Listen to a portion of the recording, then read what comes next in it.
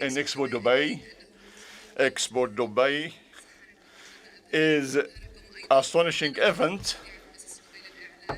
I am in Dubai advertisement, and I am honored to moderate this session. As Amira said in UNDP, the MFR has a partnership in sustainable development. Partnership with UNDP is nothing new, but it is enforced for a long time. Between the two parts of this partnership, within the project of knowledge, we will learn about another project. It is new in 2022 within my hands. This partnership aims to harness knowledge to realize the SDGs, Sustainable Development Goals of the UN. For high ambitions, to make the life of people happy. I hope that I described this partnership well. I am honored to introduce His Excellency Jamal bin Huwaireb,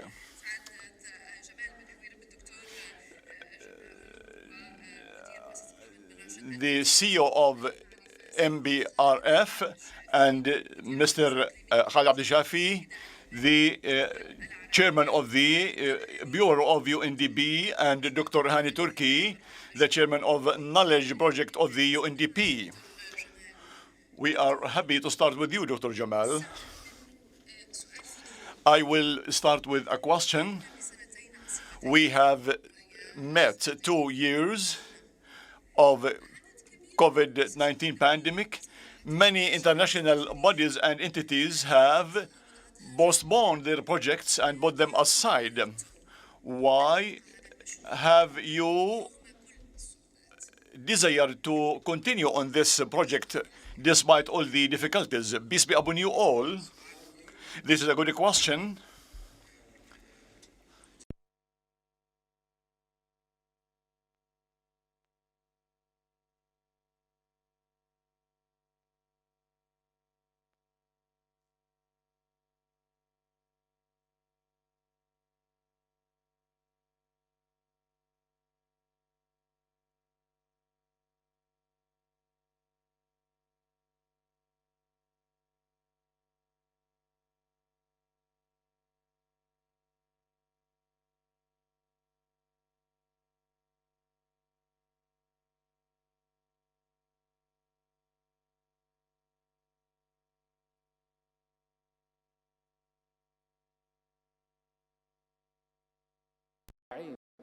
أصابت البشرية صحيح.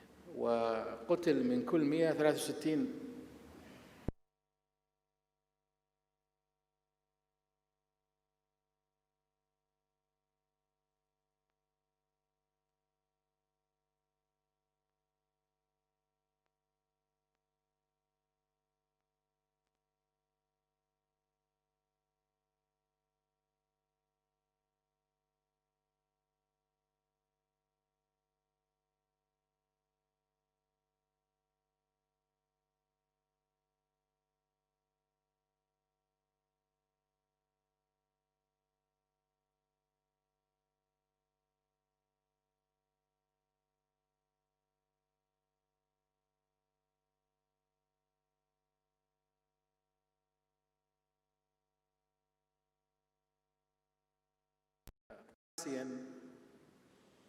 تجعل من المستحيل ممكنا.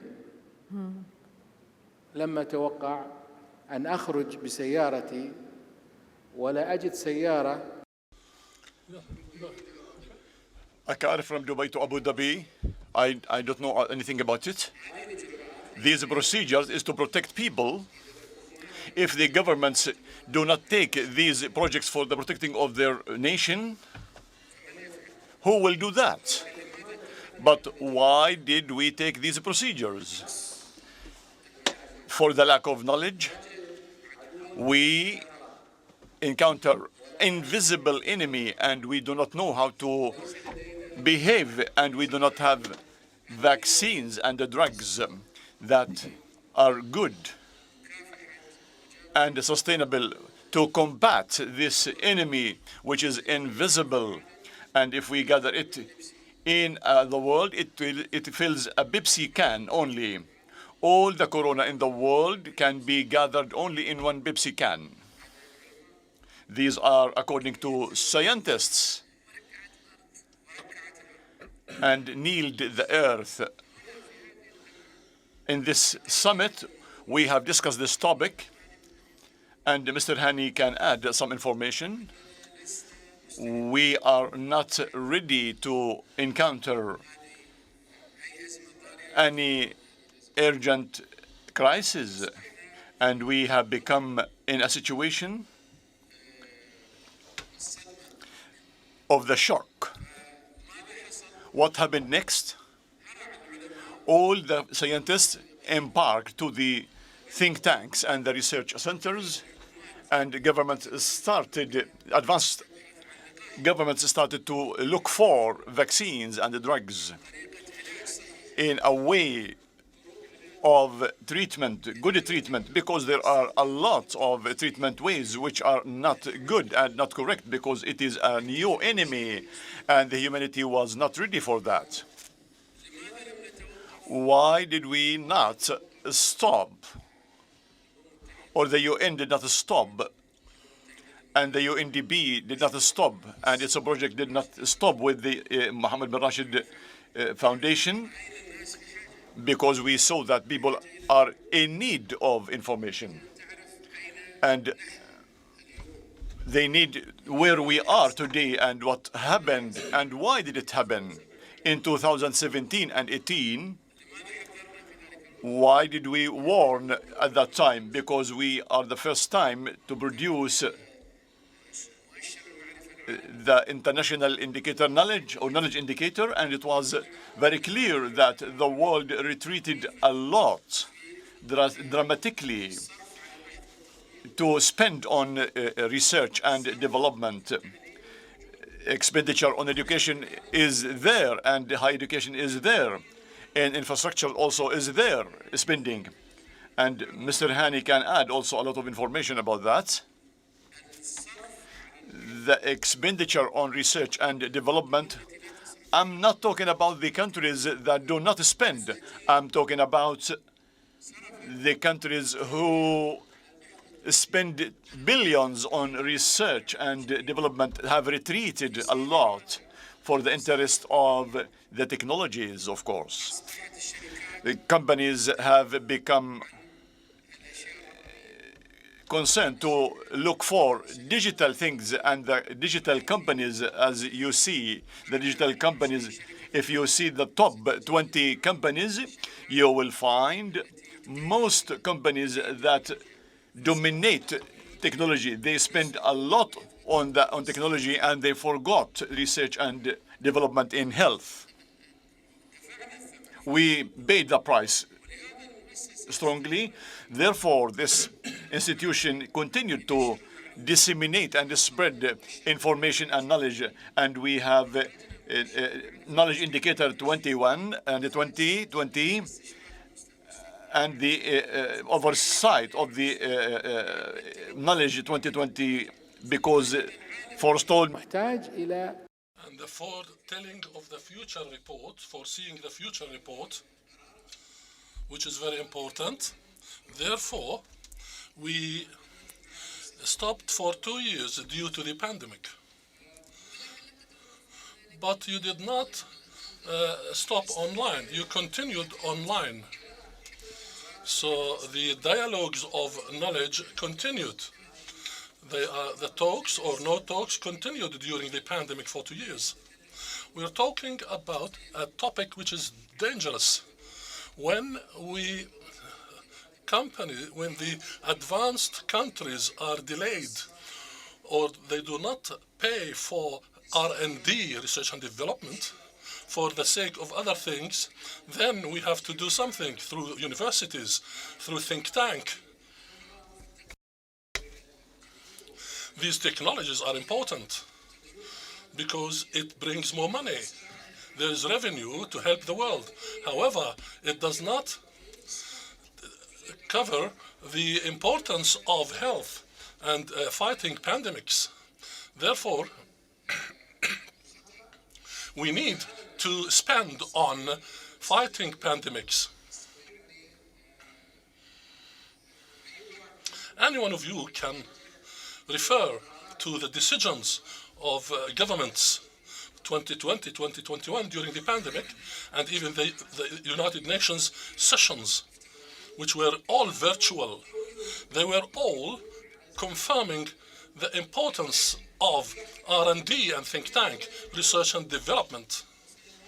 Why didn't we do that long ago in order to avoid such pandemic or crisis, which led to the recession of the economy? That was good that the Mohammed bin Rashid Foundation had this foretelling or foreseeing of the future by supporting R&D, research and development on the health care. I will also focus on, have we learned the lesson? Dr. Khaled, what about the UNDP? Well, I would like to know what UNDP has given during the pandemic or COVID-19. Thank you very much indeed. Good morning, everybody. As a matter of fact, as said by His Excellency Jamal, the pandemic came and we all were surprised. We panicked. As for the United Nations, the pandemic started as a health crisis. However, the ramifications and consequences of the pandemic were more and far more than the health ramifications. And it has social, economic consequences.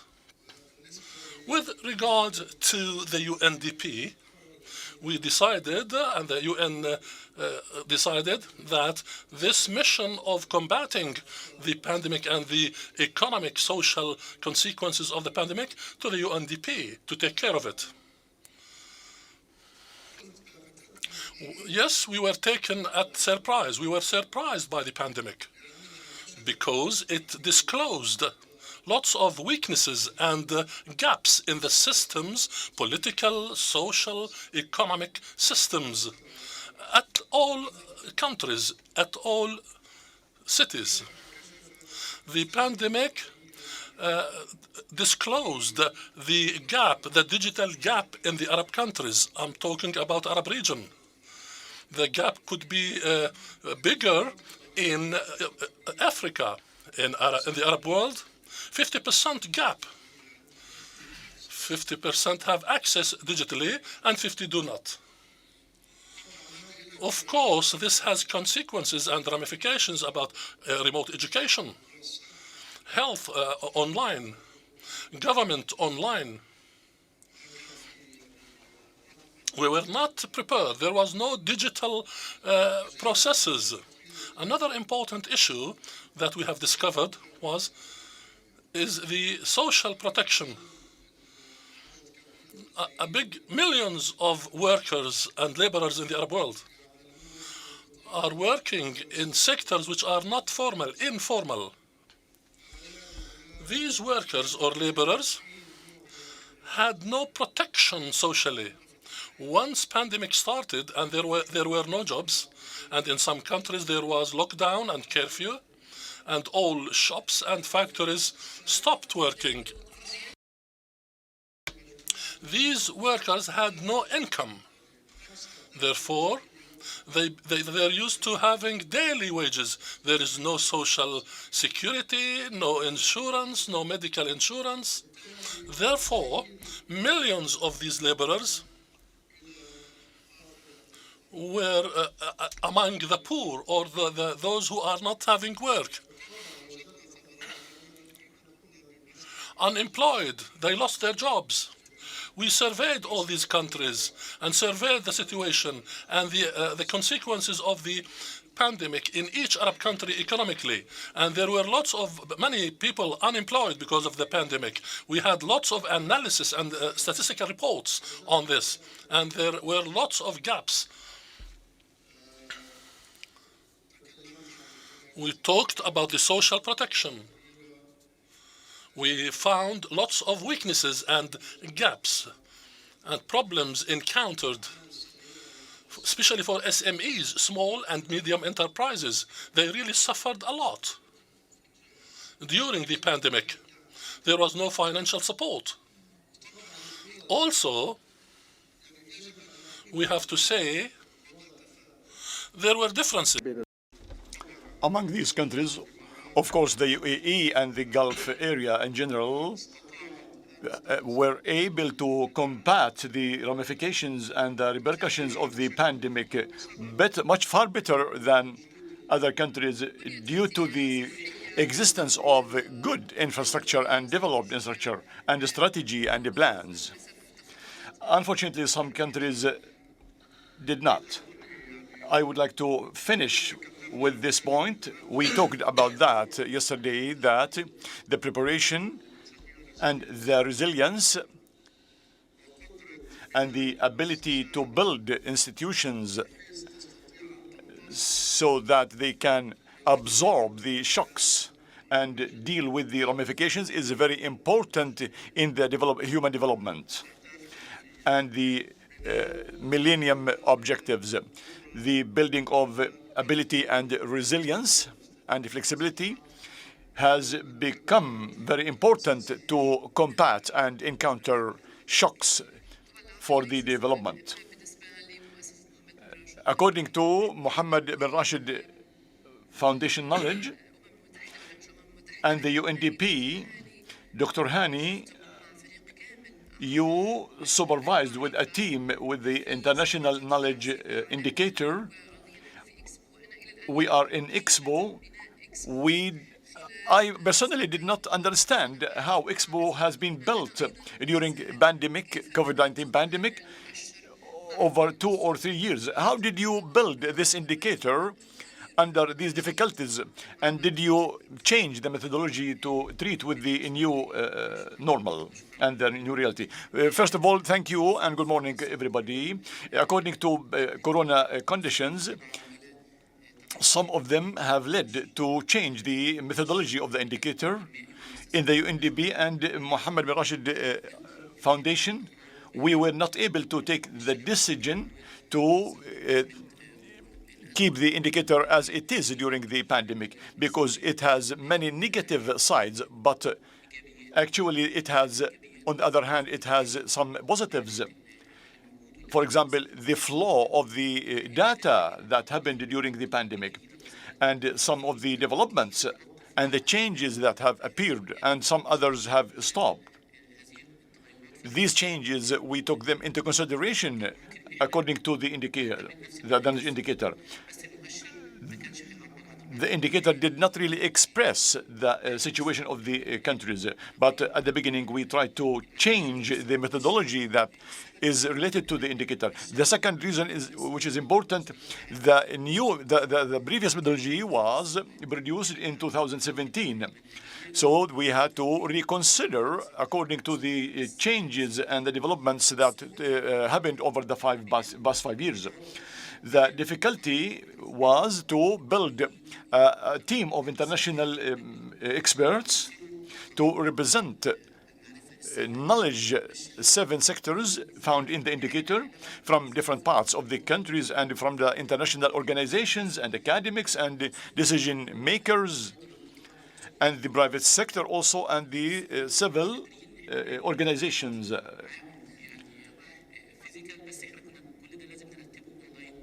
So we correlated that and coordinated that online with the countries. In 2021, finished on 20 December, and the indicator was launched in December 2021. The experts helped a lot in this effort to talk about and negotiate with the Coordination Commission, and I would like to thank them from here for their coordination between the experts and the international experts, and writing everything and documenting everything and incorporating it in the report about the changes that happened. These all happened under the pandemic, COVID-19 pandemic. Dr. Jamal, if we learned something from Dubai, that there is nothing impossible, this was consolidated with the UNDP and MBRF. This indicator did not stop over the corona years. Secondly, the methodology has been changed, which is difficult within the pandemic. Number three, during 3 years, you launched the foresight of the knowledge future. This has become according to the outcomes of the knowledge indicator. You make the matter more difficult, Dr. Jamal. Why did you decide to come out with this report about foreseeing the future of the knowledge? Foreseeing the knowledge future is the third edition, by the way, not the first, and we wanted it to be launched in 2021, but we delayed it to study the repercussions of corona and the effects on the 40 countries found in this report. This report is very important, by the way, taken about more than 125 digital resources, studied deeply and authorized by artificial intelligence, and we have come up with this information that you see in this report. In conclusion, I think some of the directions and recommendations for these countries, we have discovered with the team from the first report that some countries of knowledge have not been knowledge or countries of knowledge before corona, of course, due to the regulations and the rules and the expenditure. And in some countries, you will find in the report, today they are digital countries, but they were not digital countries if they continued on this track, on the same track they used to. The report approximately, Mr. Hani will take you more details about that. The report offers the knowledge scene and the differences between the transformation abilities of the countries in terms of the international risks. Like, for example, the risks of health, and environment, and technology. These together are existed in the report. It is true that time is very difficult to produce a report due to the repercussions and the effects of corona, not for 1 or 2 years.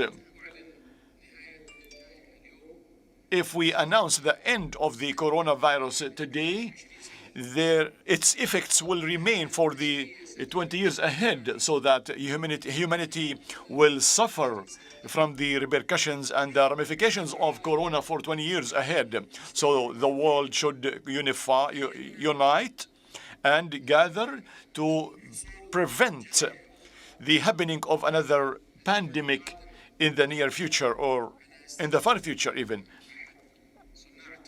I was really astonished of the technology makers during the past year. He mentioned that the world is heading towards a more serious pandemic than this if it does not invest today to prevent and to stop another future pandemic. He warned, by the way, in 2014 that a pandemic is there. 2020, COVID-19 arrived and the world was not ready. And today we live under this pandemic, and the world will continue for more than 20 years ahead of the repercussions and the ramifications of this pandemic. So humanity and the world have the ability to endure another pandemic, as it is said, more serious than this one. This is really a subject that we should take into consideration, and we should not talk about an individual country, because what we have seen in the 2020 pandemic, it started with one person in Wuhan, China, and ended up on millions of deaths and hundreds of millions of infected and cases. So no one can say that I am in a far country if there are, so long there are transportation and airports and people travel, they carry the disease with them, so that countries under the UNDP will put solutions to stop any future pandemic. And this report is part of the repercussions of the pandemic during 2020 and 2021. We talk about Bill Gates. I will talk about Bill Gates. If we not listen to his talk in 2014, we should take into consideration at least the ability to what he anticipated. Dr. Khaled, before I start with Dr. Hani, let me listen to what the report ended up with. I would like to know, why was it important to foresee the future, as it is a key board to understand the situation and where we will go next? Thank you. I personally believe that the importance of this report for the foreseeing of the future knowledge, or knowledge future, under the MBRF and the UNDP,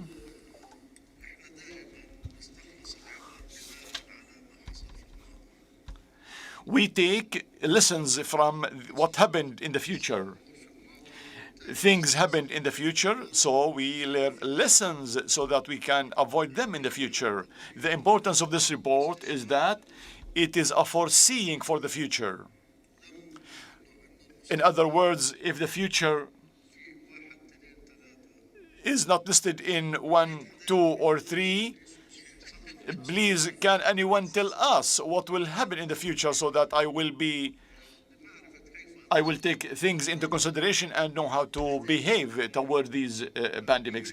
These reports that are based on big data and the AI, or artificial intelligence, as Dr. Jamal said, there are 150 million data analyzed to produce this report.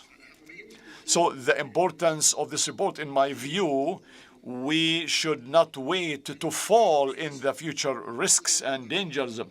If we do not move in these 3 scopes for the rectifying and the correction process, the problem will happen. Therefore, this report has given us an important tool to behave from now, before the start of the serious problem or the pandemic. And such reports, this importance lies in this point. Dr. Hani, I have a curiosity really, Dr. Hani. What have you ended up? What do you wait for the future? We have drunk coffee and we expect things, many subjects and many things to happen in the future. What have drawn your attention to participate with the audience to foresee the future, and based on the knowledge indicator results? At the beginning, I would like to mention that we started working on this report at the beginning of 2019 with the start of the pandemic. We could gather data for 2 years. We have data from 150 million sources and more. We have expressions of these report data and the effect of people on this data. If we gathered more data over the years, will that give us more results? Statistically, the more data, the more results we will get. and the closer credibility we'll have.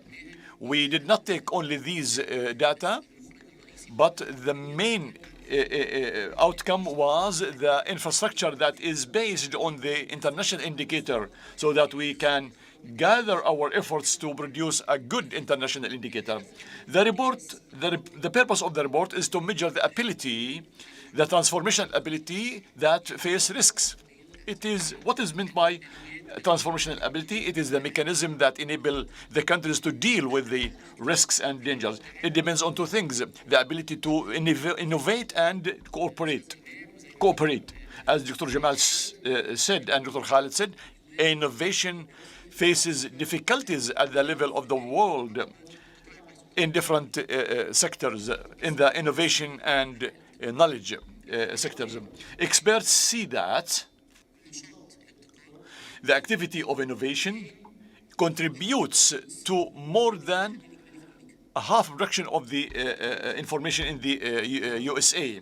Also, they say that the increase of the activity of innovation in North Africa and the Middle East will contribute to more than 4% in more than half of development in USA. So that transformation ability that is based on innovation is the one that helps countries to face risks. We do not mean the risks that healthy risks. If we talk about pandemic, we will not learn from our mistakes. We talk about all the risks that face the humanity in the near future and the near years. As Dr. Jamal said, we have three risks: the environmental, technological, and health risks. Why three? Why these three risks? Because the number of crises that happened, plus that happened in the 60s, is 10 times their economic effect in 1850 was less. Today, they have doubled to $800 million. The shrink of the DGB shrank by 3.3. In the Arab countries, 4.2. The number of afflicted people increased by 150 billion people. 150 billion people afflicted. In the Arab world, more than 6 million. The number of the afflicted people reached 161 million people. The more categories that were affected is the young laborers, particularly the ladies who have less skills.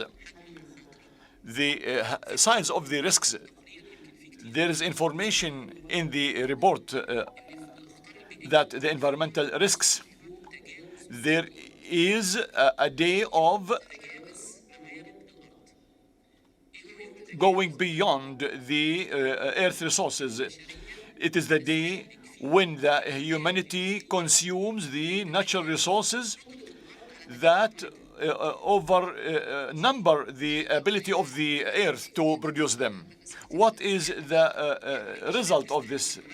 This means the humanity consumes these resources more than the earth's ability to produce and renew its resources. In 2020, this day was in September, at the end of the year, nearly. In 2010, it was in August. In 2020, in Yulyo, or July. This means that humanity is going ahead to eradicate the conditions that help the existence of development, prosperity, and agriculture.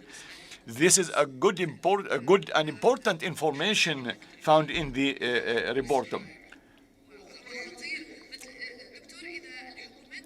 If governments do not have these givings and time and abilities to gather these data, how can they anticipate? I said that's why I said this is a good report and good work. You presented it to the governments and told them to make plans. The decision maker takes this information and takes good decision in the right time, not after the crisis happens. As we say, after something happens, nothing will be useful.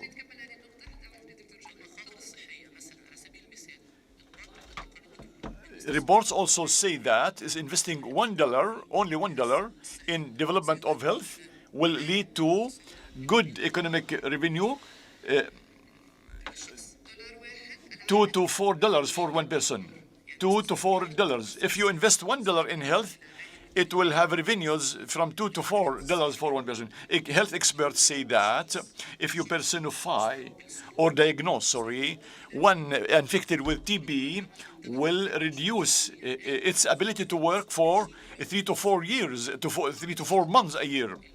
The number of individuals that die with the contagious diseases at the level of the world is 8 million people a year. And 41 at the level of the world. If we do not take these risks in consideration, we cannot face the crisis. The other risks are the technological, which helped achieve the SDGs and solving problems like remote education and health care. There's another side of technology, like, for example, from May 2020 until the beginning of January 2021, there are 281 hacking of data in 2021. The hackers of future technology have stolen more than $378 million in 2021 at the beginning of the pandemic. So see what happened later under the protection of the data. More than that, technology led to the widen the gap between the countries. For example, the use of using internet in the advanced technology in the advanced countries and the developed countries is it's 7%, and in the afflicted is 20% only. These are part of the numbers that are found in the report. We like to read all things in the report to make an idea about the future risks that we live. I call for all the audience to take the report or Knowledge for All. There is application found on the online. Download it and read the report, please. Knowledge for All. These are good results and outcomes, although they are dangerous. We will talk about the knowledge indicators, and we will talk about how the governments can use this indicator and the important outcomes. Dr. Jamal, in the 5th edition for this knowledge indicator this year, Switzerland is the first country, please, and the UAE is number 11 internationally. How did you read these numbers and figures, Dr. Jamal? In your perspective, how did you read this report and these givings? In the Board of Trustees of Mohammed bin Rashid Al Maktoum Foundation Awards, there is a person called Sasha. He is an expert and research and part of the Board of Trustees of Singapore Technology University. We were the same in the board. They chose Sasha to represent them in the award, and he's a Switzerland. He's a Swiss person. I asked him most international indicators, Switzerland leading innovation, knowledge, and many things. Why? Please. What did you do? He told me that this work, I was part of it. The Swiss government, the federal Swiss government, worked for 10 years to make all its standards equal, even though they are not the best. The tertiary education before university infrastructures, empowerment, infrastructures, communication, innovation, research, everything, they made them in equal numbers so that when you gather them, it will be number one. It was not the first in any standard. I think it is the first in one or two standards, but they are equal. It is equal not only in the knowledge indicator, but in other indicators. He told me, Sasha, also, they work in regulation and in a smart way. So Switzerland have led internationally many indicators. This indicator measures, these 7 indicators measure. We have found Arab countries. This indicator measures the criteria, but it was delayed. We sat with them and met and found that in Egypt was 102 ranking in 2017. So we worked with Egypt and we disclosed these data because some countries are not allowed to disclose these data, and this results in delaying their ranking in the indicators. Therefore, Egypt is now ranking 54. Within 3 years, we worked hand in hand together with Egypt. There are some countries that do not care about countries and disseminating their knowledge. Therefore, if you are correct with ideas, you will start in developing your business and enhancing your infrastructure and developing your schools, universities, and think tank. In Egypt Republic, during the Sisi, we have 27 universities are being built. Lots of great efforts in Egypt. However, we should cope with disseminating knowledge. We, in our indicator of knowledge, care about this. We don't take info from countries, we take it from organizations. And from organizations, these indicators are measured based on standards and criteria. The country should update data and should disseminate knowledge. Hiding knowledge is not power.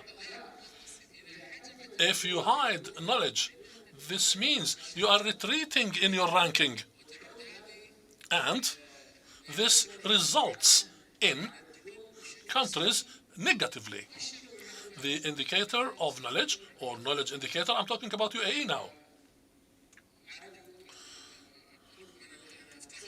I'm proud I am UAE. I'm proud I'm from the Gulf. I'm proud I am an Arab. UAE, the United Arab Emirates, is a state and a country which is advanced and developed. And it prepares and studies everything and is always excellent and racing in excellence to be #1 at all indicators worldwide. 2017 indicator, UAE was ranking 25. Last year, we have changed all the mechanisms of the indicator. I was worried.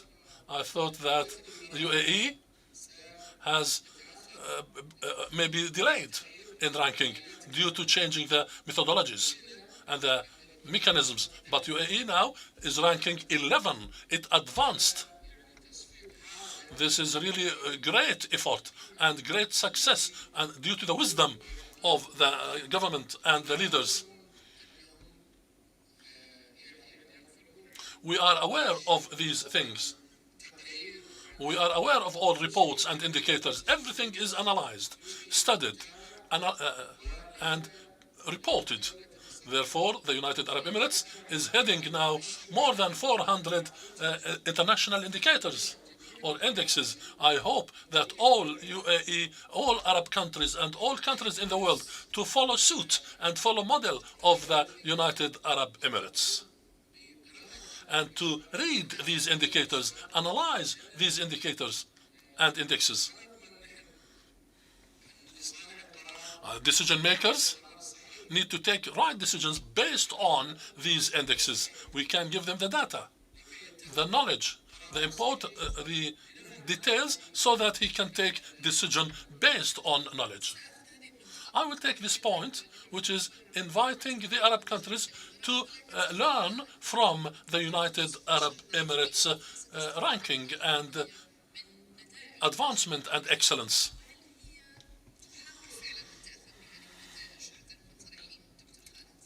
Dr. Khaled, please proceed.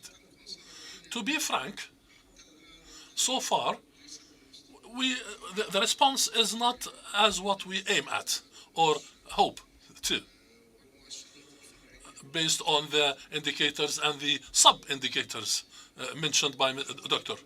I believe that the importance of the indicator is, and the index is to use it to rectify the channel, and whether in education, innovation, technical training, and other environments. Therefore, we endeavor to, through UNDP, to disseminate this indicator at level of 150 countries. Also, in the Arab region, we have endeavors, and we still have endeavors and sessions of panel discussions with the youth of the Arab countries. These were conducted in Jordan, Egypt, in order to analyze the results of the index and to have the outcome of recommendations at the end of each panel discussion, which continues for days, to take these indexes, and we invite decision makers and ministers concerned to talk to the youth and to listen to their opinions and to listen to the recommendations, to recommend to the government how we can enhance the ranking of the country in the indicator. This is a successful experiment, but we need to work more and exert more effort and urge the youth and the students to benefit from the results. This approach is really very good. This indicator, and these are the results, use them, and you have to analyze. And through having the participation of the youth and ministers to analyze what we have in the indicator and to take the conclusions and have recommendations for each country. Dr. Hani, please. The members participating in the knowledge indicator, 138 countries to 154. How can you explain this confidence and trust in this indicator and the credibility of this indicator? And your conclusion in this for this year. 50 دولة بس طبعا I hope it is 195 countries at the level of the world. The purpose is to reach all the countries. This year, after the change of the methodology, the countries became more important in the data. We have 16 Arab countries in the indicator, and we are happy for joining Iraq and Palestine for the first time to the indicator. And we are honored by the Minister of Higher Education in this session and in the Knowledge Summit. There is more interest in the Arab indicators. In the 5 years of the indicator, any indicator, by the way, it needs a long time to be dependable and reliable. Many indicators are produced and stop after a certain time. We hope that this indicator will continue for the most and the farthest time to be more credible and methodological for building strategies as a tool, and the increase from 130 countries to 154 countries. We also communicated with the countries, not as Dr. Jamal mentioned, we will not enforce the decision makers to take decisions, but we can enforce them to do something and to afford data in another way. And when they paved the obstacle and the way for the country, they enabled it to take the decision about this indicator. And the international roadmap will be very clear to them and should be can be reproduced for the other countries. This is the first step, by the way. So the data should be affordable. If I afford them, I change them into information and knowledge through the indicator of the knowledge indicator. So the decision maker will depend on this indicator and compare it with another sector and use it for building a strategy and in every sector. And the most important is to compare these and to combat these sectors. Swiss is the first in two sectors, is in higher education and innovation sector, but it is the first on all indicators because it has balance between the other sectors. I cannot find Switzerland in 50 in some indicators because it has balance. It is the first one. This is what Sasha has mentioned. That's why it is the first, because they have balance between all the indicators. Communication and balance is very important, and interaction as well among these sectors, the different sectors. This is the link. If the countries create this, they will be able to build the knowledge society.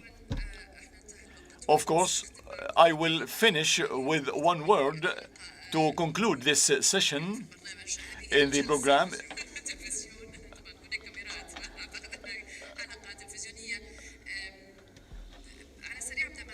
Quickly, I will start with Dr. Hani and finish with Dr. Jamal.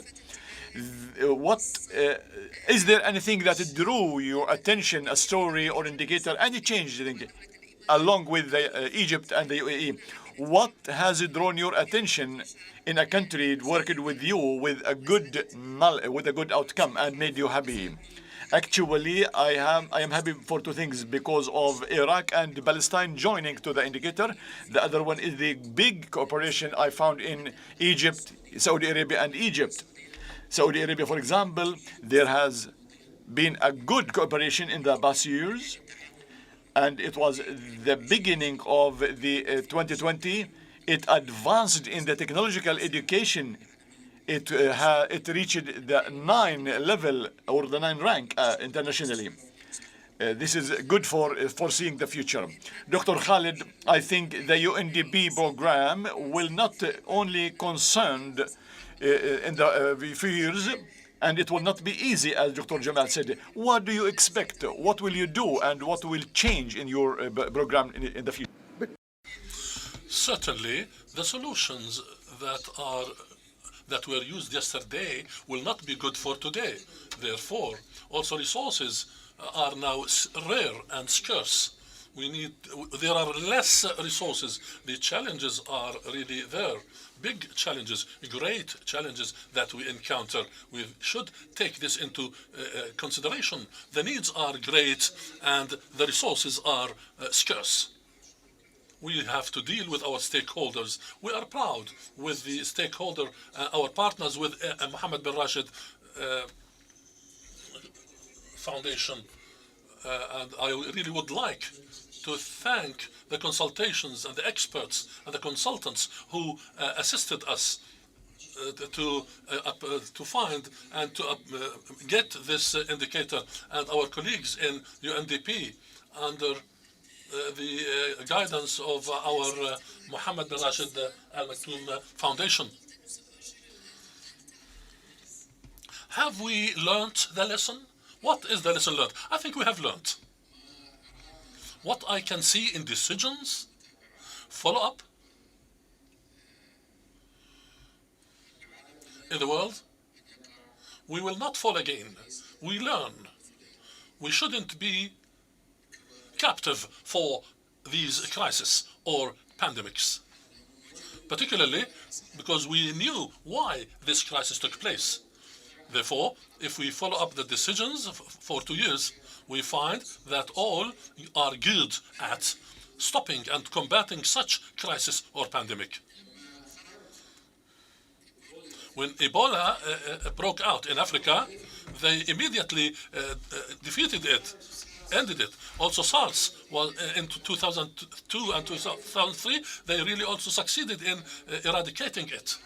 Now, with COVID-19, which spread in a strange manner, I'm talking about crisis. It's a crisis, it's a pandemic. Lots of pandemics. Hope we get rid of them. We need to continue to support the decision maker. Decision makers need the others who analyze and prepare indicators. I'm really optimistic that decisions